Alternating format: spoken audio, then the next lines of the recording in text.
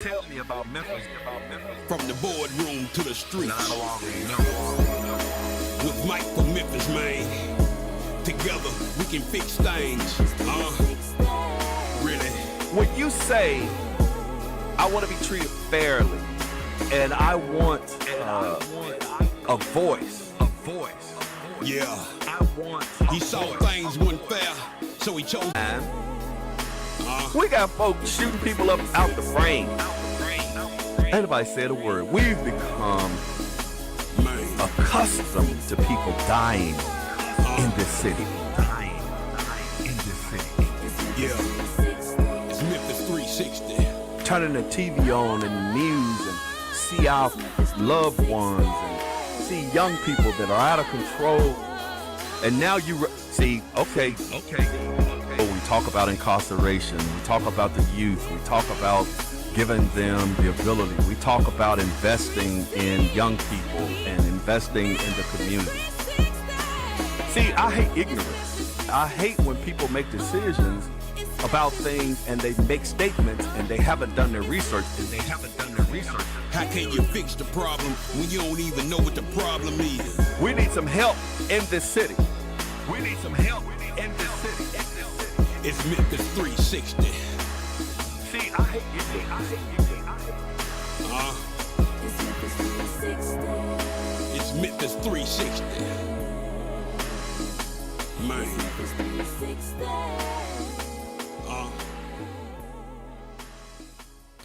And good evening. We'd like to welcome you to another edition of Memphis 360, the television show that we like to say we go from the boardroom to the streets. This is 2023, and by God, there is a lot going on here in the city of Memphis as usual. But before I do anything, I want to send my condolences out to Miss Debbie McClennan and her family. She lost her father today. This is a tragedy within itself. He was the patriarch of their family.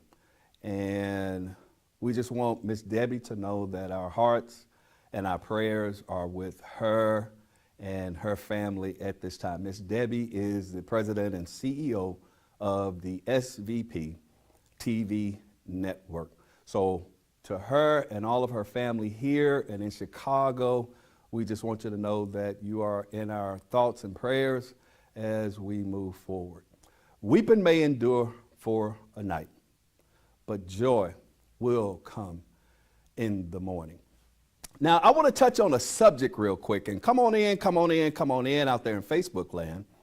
I want to touch on a subject real quick. A lot of people, news outlets, radio stations, they've been trying to get me to talk on this subject in regards to Tyre Nichols. Everybody has heard about that. Everybody knows that this is the young man that died in police custody. And I have to be very careful because, first of all, even when I was the president of the Police Association, I always said, let me get all of the facts before I make a decision. So I'm not going to talk from a perspective of being the president of the Police Association because I don't know anything. I try not to get into their business anymore. But as a career police officer with 20-something years, actually probably about 30 years law enforcement experience, but as a career police officer, I try to read between the lines and see how the ebb and flow of things that are occurring. Now, I also want to send my condolences to Mr. Nichols' family. Nobody wants to see their child die. We all think that we're going to be the ones that bury our children. And nobody wants to see their child die in a situation to whereas they feel as though it was unlawful or could have been prevented or done by individuals that they feel are the authority figures and are supposed to be the ones that protect us. You know, I told people when I was the president of the Police Association, you can't label me and you can't put me in a box. I don't care who you are, because I have my own thoughts, I have my own beliefs, I have my own everything. This is a tragic situation for the Nichols family, but it's also a tragic situation for the city of Memphis as a whole. Everything I heard about this young man was good. I know people that know him personally, that I have talked to, and they have said that he was a good kid. Well, he wasn't a kid, he was a young man. He was a good young man. He loved riding his skateboard. He talked to a lot of the kids in the neighborhood because he would go to the skate park, and he had one of those big skateboards.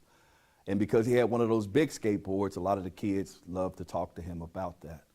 So he built and developed relationships with the young people that were out in the neighborhood. Now, on this particular day, supposedly, allegedly, Mr. Nichols was riding in oncoming traffic, and the police attempted to make a stop. And the police gave chase, and they were able to catch him at another juncture. And when they caught him, the police say that there was an encounter. Now, what that is, I do not know. I only saw the pictures, just like everybody else, the picture that's on all of the posters that they had at the protest in front of Ridgeway Station, which showed Mr. Tyre Nichols lying in a hospital bed. Looked like he was on a ventilator, and he was very, very, very bruised. This particular team, that if the information that I do know in regards to the individuals that were out there, I think that there should have been senior supervision running around with the Scorpion team.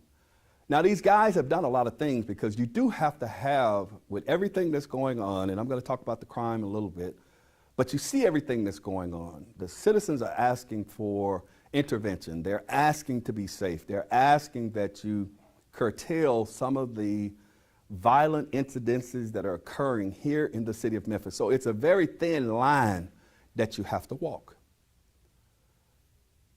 I don't understand why there wasn't senior leadership, because I will tell you, there has to be someone, once people encounter police, you're only going to go so far. That's one problem that I have with this particular situation. But I'm going to tell you that I can already tell what's about to occur, and I'm going to give you a look at what's about to occur. I can see the mayor of the city of Memphis, Jim Strickland, and Police Chief C.J. Davis are already setting these guys up to volley. These guys are going to be fired probably on Friday. That's normally when they fire people. So tomorrow, they will probably be fired. They'll have an administrative hearing, and they will probably be fired. Once they are fired, I saw District Attorney Steve Mulroy. He has a special prosecution unit. He said he's going to turn it over to them. They're going to make the determination based on the report that the TBA gives him in regards to how they will move forward. Some of these guys are going to be indicted. I'm just telling you, this is just Mike Williams' perspective, being the president of the Police Association for 10 years, 12 years, what have you, and working these cases. This is what's going to happen. They're probably going to be indicted. I have not seen any of the video. I don't know what, but something is not right with this. And they're coming forth, if you have noticed with the video, really, really quick. Mike Williams' perspective. But I also hear that the Justice Department is already slated to come in. So that's telling me that there's going to be something in these videos that is not going to be good. Once again, I have not seen any video. I have not attempted to see any video. I have looked at everything from the perspective that a natural citizen would look at the situation. I have looked at a mother crying. I have looked at a family weeping, brothers and sisters. And just from the onset, I'm going to say that this is a very unfortunate situation. Those young men that were on the police department or on the police department until tomorrow, I hate the fact that they were set up in that they didn't have senior supervision. And I think some of the culpability is on the police department, because you can't just allow these young people to come through the academy, and most of these guys have 1 or 2, 3 years on, and you want to put them on an elite team because you want them to aggressively go out there and police, and they are not equipped, and some of them do not have the ability to be the leader and to reel situations in. And because of that, unfortunately, we may have a young man who has lost his life. Some of that culpability should be on the leadership of the Memphis Police Department. I can imagine these young guys now, they're sitting there thinking, I'm going to be fired. Possibility I'm going to go to jail. And that possibility is probably going to be a reality for some of them. Or they're definitely probably going to be prosecuted. Because the handwriting is on the wall with everything that they're lining up. The statement that Mayor Strickland and Chief Davis put out, the comments that Mayor Strickland made on Channel 13 this morning and during the day, the posture of District Attorney Steve Mulroy as he spoke about it, and with the Justice Department already slated to come into the city of Memphis.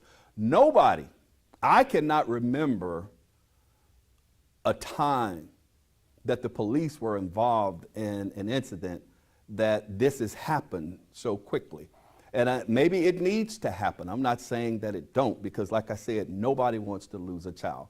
And I've always said that things need to be thoroughly investigated and the chips fall where they may. But I also want to say that whatever the outcome of this situation, that is not a depiction of 99.9% of the police officers here in the city of Memphis. And I don't want people to get it lost. If this is a situation, and I always say deal with situations as they occur. But I also want you to remember that, and I haven't talked to anybody at the police association, I haven't talked to police officers, or ain't nobody really told me, a lot of them are probably going to be mad because I'm up here talking. But this is a subject that I have to touch on because I am now a citizen of the city of Memphis strictly. I am an individual that I am my own person and my own boss, and I have to set the record straight. How is all of this crime occurring here in the city and there have been no fatalities from police officers? I heard on the news this morning where Ernie was saying that there have been 4 in custody deaths. 3 of them had been by officer shooting people. But there was a little caveat, and I don't know if a lot of people caught that caveat. When he said that there were 3 deaths that involved officer-involved shootings, one of the things he also said was, they were shooting at the police. The police returned fire. They were cleared. And it just so happened that these individuals were struck and they were killed. So I don't want people, because I could see this turning into a powder keg. And I can see this going off the rails because I know a lot of people have been waiting, just waiting for something to happen. Just as with George Floyd, I called it the way it was. George Floyd should not have been killed.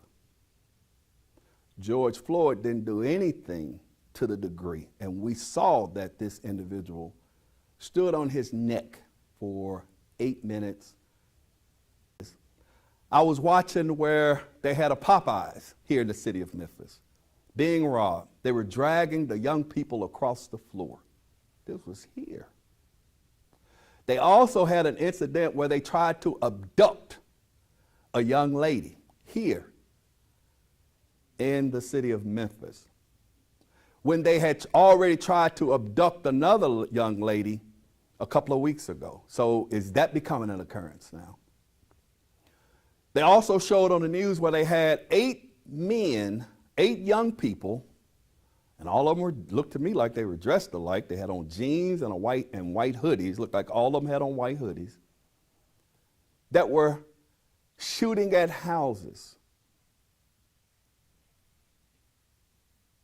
They had an incident over in Midtown where there were 2 cars of individuals that were out there stealing cars. And this is the part that really scares me. And I think there were 5 to 10 young people that were caught. 2 of those young people were 13 years of age. 2 of those young people were 14 years of age. And then I think there were some 16 and 17, and I think one of them was like 18 years of age. But we're starting to see more and more here in this city where you have these crimes. So the police overall, because they're being shot at all the time, you go to precincts and you have bullet holes in cars. And I'm not trying to defend the police. I'm saying we have to protect the citizens of Memphis because Mr. Tyre Nichols should not be dead. But on the other hand, we have citizens that are afraid for their lives. They're afraid to go to the store. They're being accosted in parking lots. Their vehicles are being broken into. Their homes are being invaded. I'm seeing more and more home cameras where individuals are entering people's dwellings, their homes, their residencies, and they have guns in their hands.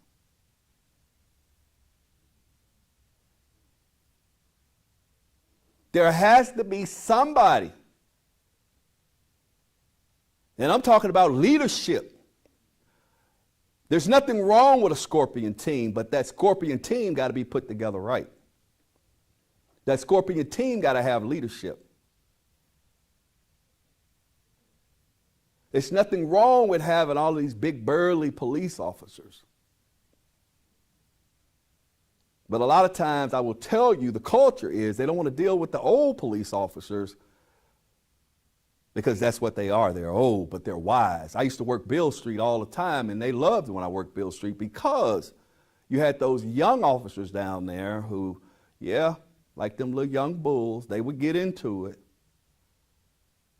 But see, me as a veteran and an old head, I'm not going to stand here and argue with you. And I'm not going to let you incite a riot. We're going to snatch you up. We're going to get you out of here.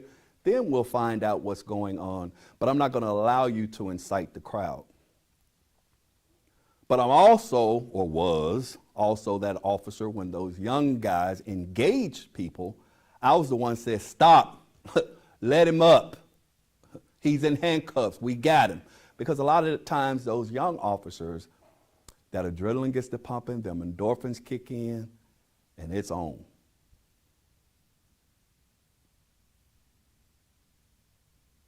Told you not to.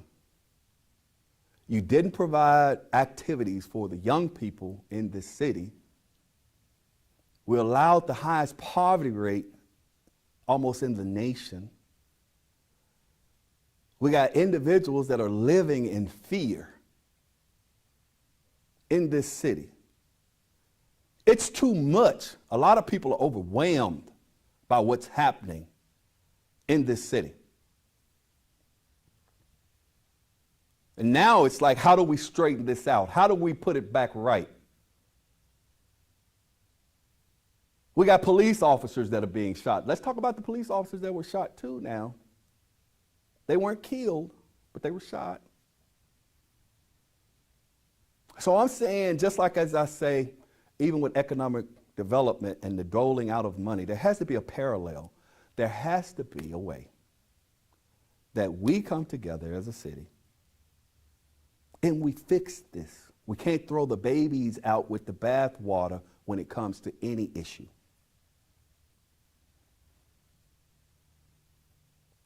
I would not want to have to bury my son. I cannot fathom having to bury my son. So we're going to see how all of this plays out. I just hope that there is a good investigation, whatever comes out. Be prepared. Be prepared. Because I have never seen it like this. This is going to be interesting. And it's probably going to be something that we have not seen before because of these body cameras.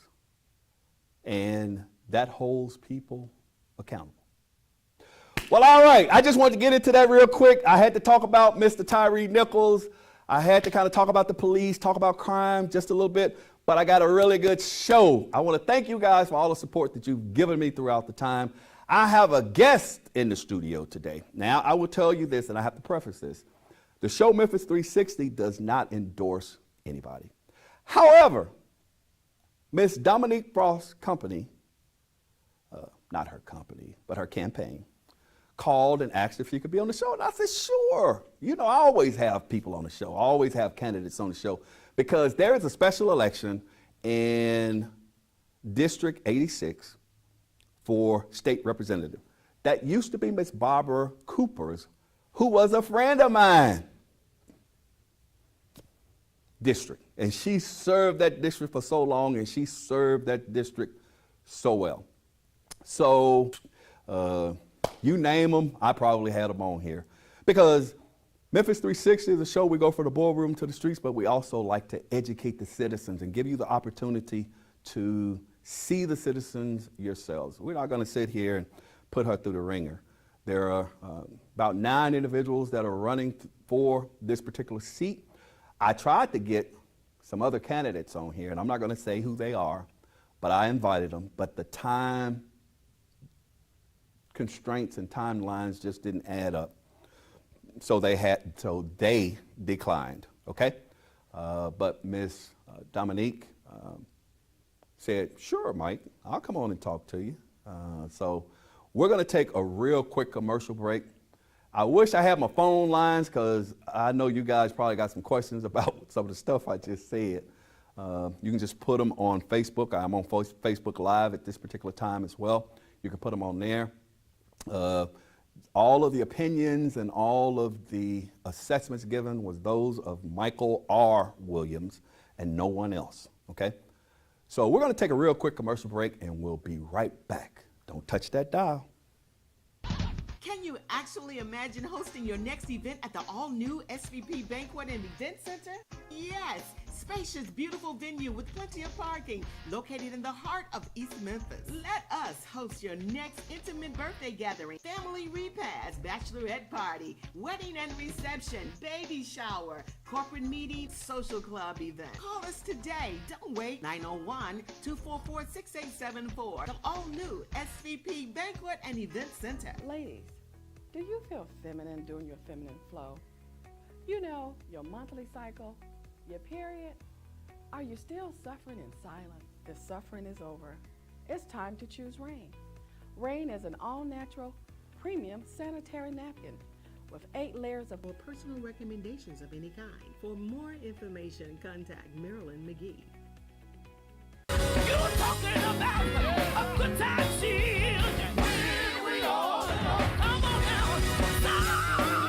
Center Stage Gospel Music live from Memphis, Tennessee, featuring gospel artists from around the world. Toe tapping, hand clapping, down home gospel music. Watch on Roku, Fire TV, Apple TV, and your local Comcast. Download the SVP TV app now on your smart television and mobile device.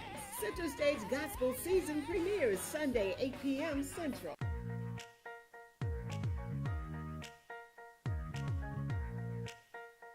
Hey folks, it's Issa Haddad here. I got some good news and a special invitation for you to come see me here at Sunrise, Collierville. Come on down, check out my inventory with new, pre-owned, and certified vehicles to choose from. I can get you financed when no one else can. Come on by, bring your family. I treat you like family. Come see me, Issa, here at the #1 dealership in the Mid-South, 4605 Houston Levy Road, Sunrise, Collierville. Come on down, check out my inventory with hundreds of vehicles to choose from, pre-owned, new, and certified. Good news from Sunrise Chevrolet. Get in your new vehicle today. Come on in, ask for Issa. Bankrupt, slow pay, bad credit, it's okay. Let Issa put you in your brand new truck or car today when you shop at Sunrise Chevrolet, Collierville. And don't forget, ask for me, Issa. And welcome back to Memphis 360, the television show. We say we like to go from the boardroom to the streets. We'll break it down for you. If we can't break it down, we try to get somebody on here who can break it down for you. But I would like to welcome my guest, Miss Dominique Frost, who is running for State Representative, District 86. Welcome to the show, Ms. Frost. Well, thank you so much for having me Well, on thank the show you for today. taking the time out of your valuable campaign schedule to come here to meet with little old people like us here at Memphis 360.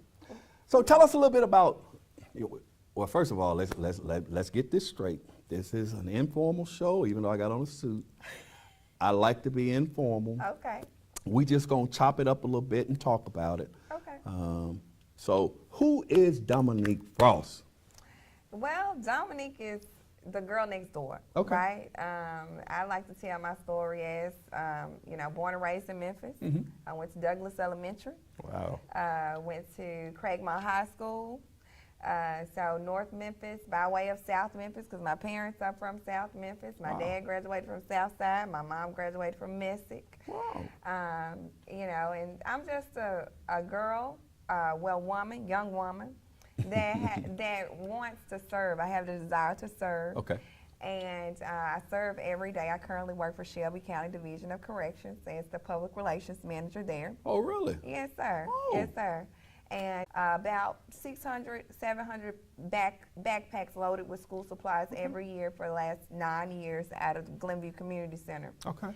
And so I'm community organizer, philanthropist, nonprofit founder, small business owner. I'm a licensed life insurance agent. Okay. So one thing I could say that people should know is that I'm a hard worker. I work a lot. Okay. Okay. Yes, sir. So this ain't your first rodeo? No, sir. Because it's if I'm not mistaken, you ran for this office before. Yes, sir. I ran for this seat in 2020 Okay. against Representative Cooper. I had the courage to run against a legend. And Democratic Party and working on other campaigns, I started expressing interest to my peers and telling them, hey, I want to run for office. And a lot of them told me to consider running for Representative Cooper's seat because they had heard she was going to retire. Oh, okay. And this rumor was lingering for years, Right, right? right, Every right. year, every 2 years, someone would say, Miss Representative Cooper may be retiring. Wow. And so that's pretty much how it came about. And I reached out to Representative Cooper in 2019 before I pulled my petition, and I asked her to support me. We had coffee. And she On Facebook, she is saying, what will you do differently than Ms. Cooper? So what's your, I guess she wants to know, what's your platform? What are you saying that if, in fact, individuals cast their vote for you, what are you going to do to represent them? Well, I kind of want to continue Representative Cooper's legacy. Okay. I don't necessarily want to go against what she already put in place, right? I think that me adding my own personal touch to it with my personality, I'm more of a progressive leader, right? So I have a few progressive issues that I like to focus on, which is which are, consist of fair wages and labor laws. Okay. Right now in the state of Tennessee, minimum wage is $7.25, and inflation is still rising, right? So minimum wage will be something that I would really like to focus on, and I think that I can influence change in that area. It's been hard, very hard for Democrats to influence change in that area because we're outnumbered by Republicans on the House level. Right. And so I think that coming to a common ground and a fair wage to present to the House would be maybe $10, $50, $11. And I think that presenting something like that would create some type of influential positions, and they just got them to $15 an hour. Yes. That is so sad. That is almost like slavery to me. It is. I am so sorry, Christy Smith. Christy Smith said, "My name's Christy Smith. It is not Chastity Smith." All right, okay, Christy Smith. Yes, yes. Okay, so you want to continue a lot of the continue her things that legacy. Miss Cooper was already doing, and you want to put. She was always visible. She was always visible. Yes. She was always accessible. Yeah. Those features and those characteristics, I think that I carry as well. And I want to continue to be visible and accessible to the public and to the constituents of District 86 as well.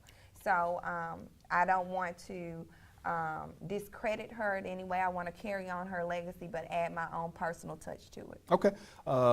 There are about 9 candidates that are in the race, and we kind of talked about this a little bit before you came on the show, and I'm not going to go into who it is and all of this. I'm not going to do that. Yeah.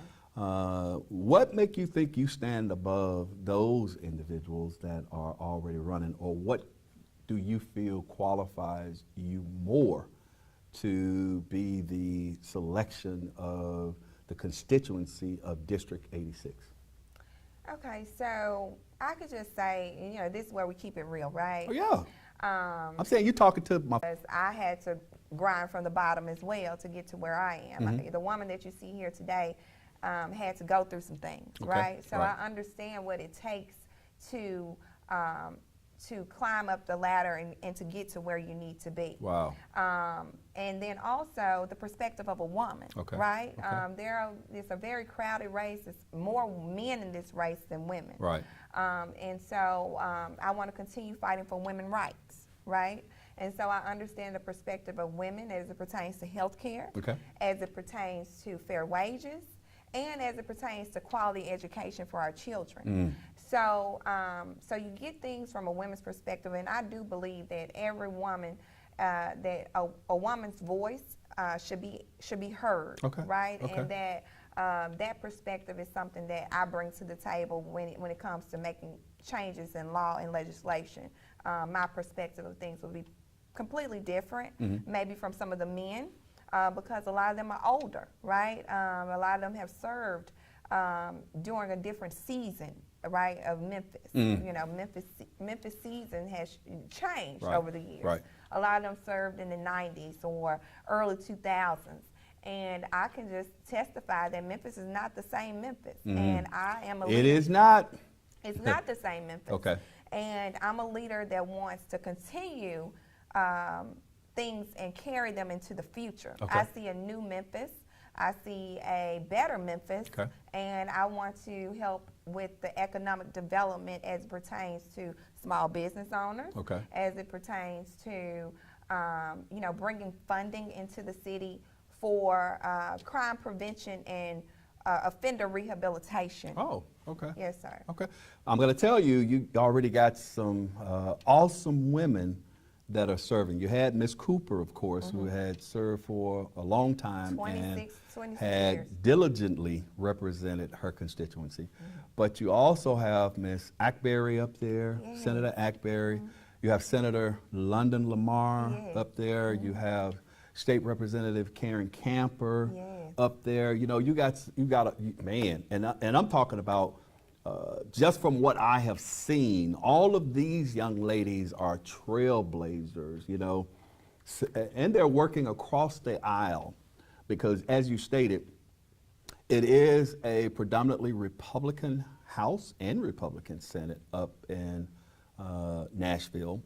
And in order to get things done, you cannot be an island that stands alone, because it ain't gonna happen. You can't be a Democrat that stands with just the Democrats, in that you just think from that perspective. You have to actually work across the aisle, and a lot of people may not understand politics in that manner, but in order to get things accomplished, you got to have people to go with you or to be co-sponsors on the bill. And a lot of times it's a whole lot better if you have someone from across the aisle as a co-sponsor on the bill, because as you work the Democratic Party, hopefully they're trying to encourage some of their Republican brothering and sistering to see what they see and the reason why they sponsored or assisted you with your bill. You haven't been in Memphis all your life, though, have you? Yes, sir, I have. You have? Yeah, other than when I went away for college. I graduated from Tennessee State University. Okay. So I spent some time in Nashville. All right. And for my undergraduate studies. And I came back home and obtained my master's degree. Oh, wow. From University of Memphis. Okay. So I've been at home now for a little bit over 10 years. And let me ask you this, what part of town do you live in? I live downtown Memphis. Okay. And that's in the district. Okay. Downtown Memphis is in the district. Harbor Town. Okay. West say, okay, this piece of Memphis, this part of Memphis wants this particular issue, and this part of Memphis has this particular issue, and everybody has their own issue in their different communities. But the one thing that's why I'm so thankful to come on your show, that the entire district has in common is that they want to see change is reducing crime. Yes. And every piece of the district has that issue that they want to see some change in that area. Well, that's because everybody, I don't care where you are, you're being affected by crime now. I was also watching this incident where a Bartlett police officer was ran over. I believe it was either out at Wolf Chase Mall or somewhere in the vicinity of that. I also saw where they were breaking into cars and it was being videoed out in Lakeland. And they're having crime that is increasing out in Arlington as well, with all of the development that's going on in Arlington. So it's not just relegated to one area anymore. It used to be, the projects or around certain areas or different things like that. But when you have these individuals that are still in these cars, you got the Kia boys, you got the this and the that, and they liking these Maximas, they liking these Hondas, they liking these Kias, they liking these Infinities. You know what I mean? So, and evidently they found ways to hack into the computers that are actually out here perpetrating these crimes. And God forbid, something happens to one of these young people. I pray we get this thing straight and we find some kind of way to be able to deal with the issues of all of the crime that's going on in the city. And I hate the fact that we've let it get this far. So some people are going to ask, they're going to say, okay, Miss Dominique Frost, you are running for a seat that was occupied by a legend. Now, we need somebody who's going to represent the constituency in District 86 and somebody who's going to represent us on the level of Barbara Cooper.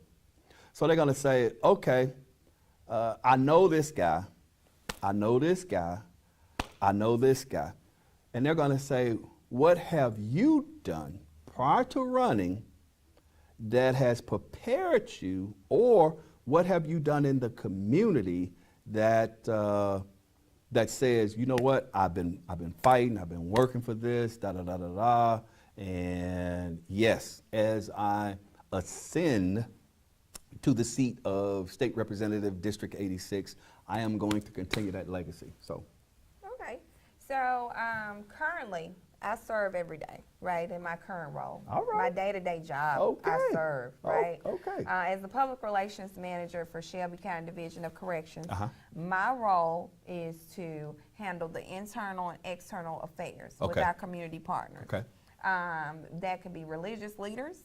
That can be any volunteer services that we partner with to create programs and to approve programs from our volunteer services to come into the facility to help with the rehabilitation piece for our current offenders, right?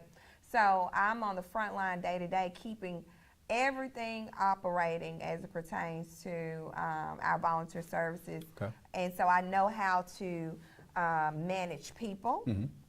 I know how to de-escalate situations from my corporate affairs. I'm not someone who just stepped into corporate America. I work with several different companies as it pertains from anywhere from Regions Bank to ESPN, Shelby County Government. I've also worked with New York Life as a life insurance agent, where I help families and with building legacies for their family and helping them to build financial portfolios and save money for their family. Right.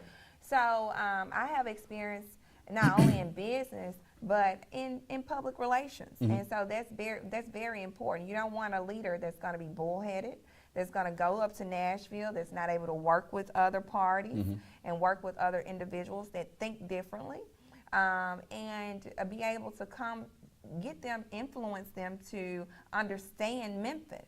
And who better to do that? Someone who's on the front line day to day, that's not out of touch with what things that are going on in our community, you know. And so that's number one, Mike. And then number two, when you're looking for representation, you also have to take into account my experience as a nonprofit founder, right? Woo, I'm so glad you said that. I thought I was gonna have to lead you down that road. Okay, as a Because I'm like, my question was, and I was like, when is she gonna talk about this nonprofit? She already told me some of the things she's doing out here in the community. Well, I just want you to go ahead. I wanted to let the people know that I'm a professional as well, right? They need to know that I'm a professional and that I can carry myself. Look, I got Miss Catron on here, and she says she's listening. So, look, you gotta talk to Miss Catron and tell Miss Catron why Dominique Frost needs to replace her friend. Amen. Amen. Okay, so tell me about what you did in the community with these backpacks and all this other stuff. Yes, let me get Thank to that you. part. Thank you. The best for last, Mike. Thank you. So in 2017, my friends called on me to help to organize and to lead an initiative at Craigmont High School, which is my alumni. And I led the initiative, for the restoration of the planetarium there. Okay. And I helped to raise $145,000. Now you're talking, Dominique. Jesus. Yes. Woo. I helped Wait a minute. How much? $145,000. To do what? To restore the planetarium at Craigmont High School. Thank you. Okay, come on. Yes. Come on. And so in that, in pioneering that initiative, that's what gave me the courage to run for office, being able to know that I could influence the county commission and our board. You had to go get that from? I actually had to understand the money, right? Okay. So I had to go talk to city leaders and county commission leaders as to.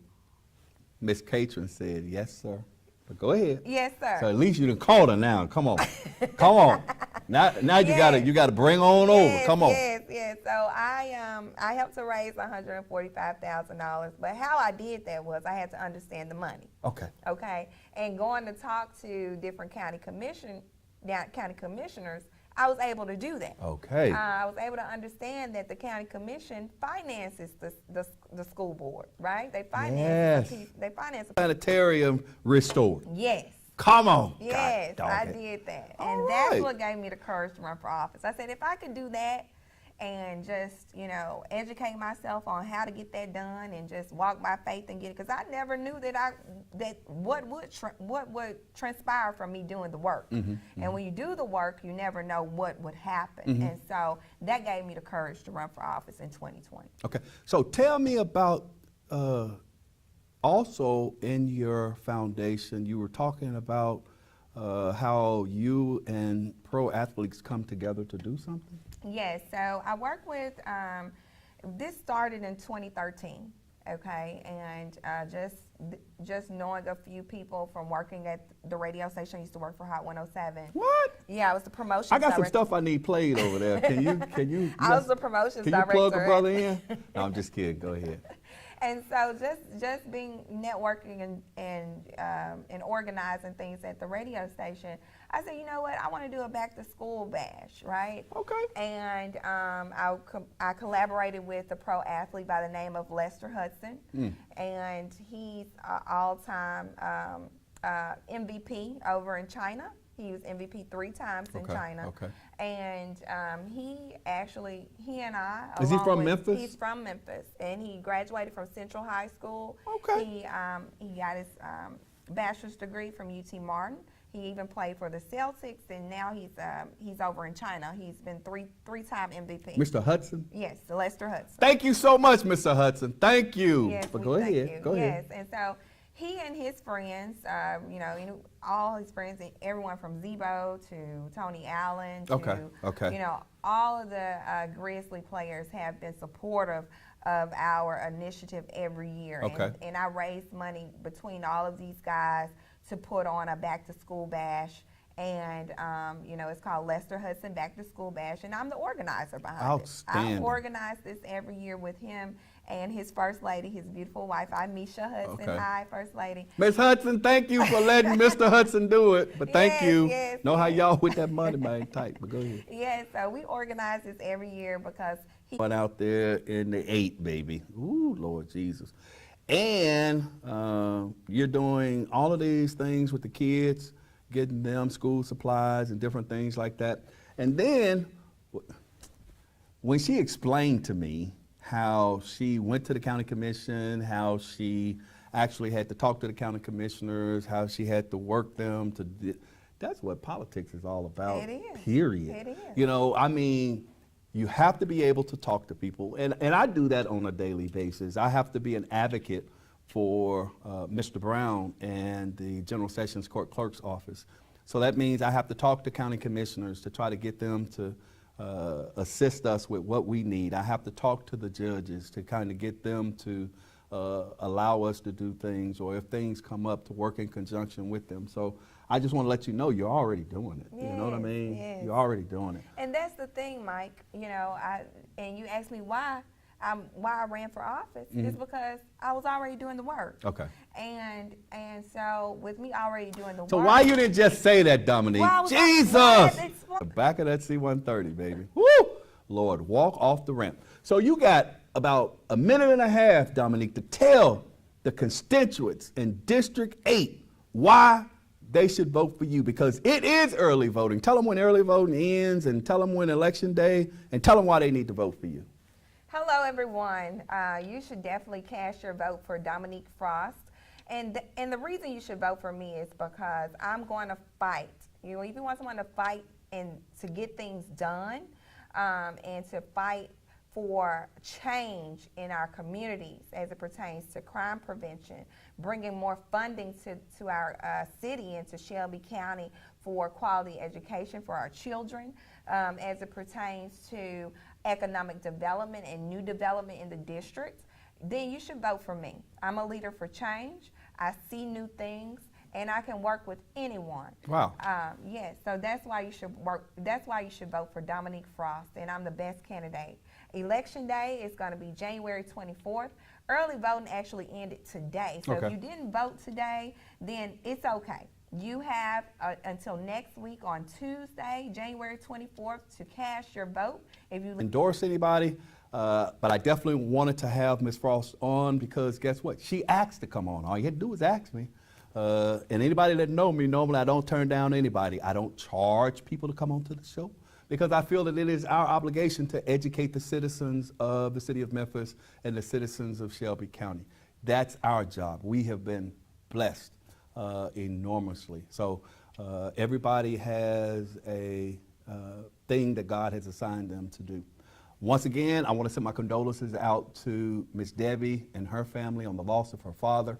I want to send my condolences out to Mr. Tyre Nichols and his family. All right. man, I saw his mother crying and his sister crying, and it just did something to me. Nobody ever wants to be in that position. But I want to say thank you, as usual, so much for showing up to Memphis 360. You guys are a blessing. And I wanted you to know that it's been a plum-pleasing pleasure. So until next week, same time, same location, be blessed, be strong, be encouraged, and we'll see you next week. Thank you. Thank you.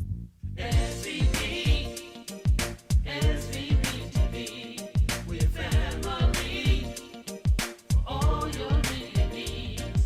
SVP, we're family. We're gonna make you fall in love with SVP.